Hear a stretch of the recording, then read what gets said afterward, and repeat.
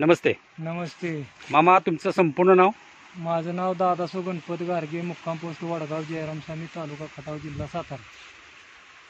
अच्छा, तर मी सांगितल्याप्रमाणे तुम्ही हे मल्टीप्लायर वापरलेलं आहे. हा वापरली. मल्टीप्लायर वापरलं आहे, बरोबर. हा.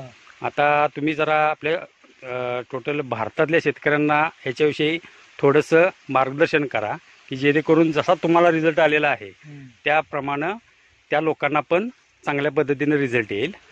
तर पहिल्यापासून लागवणीपासून कसं कसं काय काय केलं जरा आम्हाला सांगा, म्हणजे आम्ही त्या पद्धतीनं प्रत्येक शेतकऱ्याला त्याचं मार्गदर्शन करू.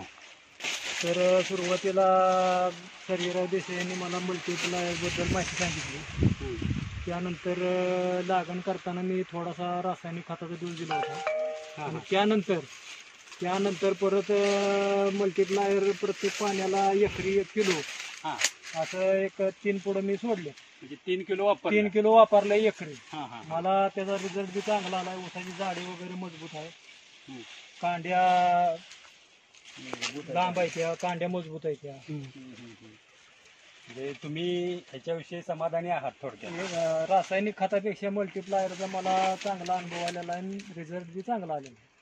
Best best best. अजून कोणत्या कोणत्या पिकाला वापरलं तुम्ही? आता इथनं मोर मी रासायनिक खते कमी करून मल्टीप्लायरचा सर्व पिकांना वापर करायचा असं माझ्या मनात आलेलं आहे, कारण मल्टीप्लायरचा रिझल्ट 1 नंबर आहे. आता शेतकरी जे आपले रासायनिक खतं जे वापरत आहेत किंवा विषारी औषधांच्या फवारण्या करतायत तणनाशक मारण्यासाठी किंवा कीटकनाशक मारण्यासाठी, त्याबद्दल तुम्हाला थोडंसं काय सांगता येईल का मल्टीप्लायरबद्दल? मल्टीप्लायरमुळं जमीन एकदम भुसभुशीत होती. हां, जमिनीची कीड प्रत वगैरे? सुधारते. किडी रोगाला सुद्धा फरक आहे एकदम. अच्छा, जास्त किडी रोगाचा प्रादुर्भाव मल्टीप्लायरमुळे होत नाही. बरोबर. त्यामुळे तुम्हाला ह्याचे चांगले रिझल्ट आले. चांगले रिझल्ट आहे.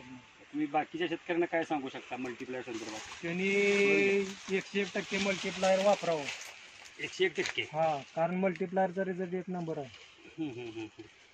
त्या ड्रीप मधून सोडलं होतं का? हा, ड्रीप मधनं 3 पाण्यातनं 1-1 किलो सोडले. अच्छा.